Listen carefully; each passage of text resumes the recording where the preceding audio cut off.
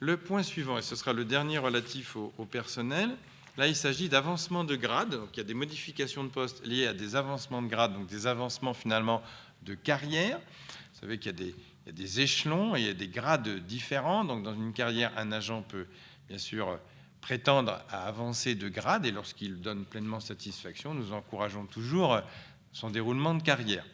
Il y en a 3 qui vous sont proposés pour l'année 2020.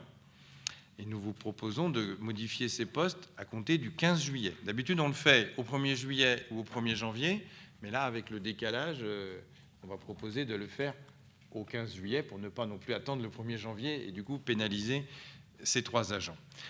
3 services concernés. Le premier service, c'est la petite enfance. Donc le poste qui va être supprimé, c'est un poste d'éducateur jeune enfant de 2e classe. Et cet agent peut prétendre à devenir éducateur de jeune enfant première classe. Il y a des conditions, il y a un certain nombre d'années qui sont bien sûr vérifiées par nos services. Et comme cet agent répond à ces conditions, nous pouvons proposer un avancement de grade. Le deuxième, c'est au niveau de la direction des services fonctionnels. Nous avons un poste d'adjoint administratif principal 2e classe à 28 heures. Nous proposons de créer le poste d'adjoint administratif principal de première classe. On passe de 2e à première classe, mais toujours sur 28 heures.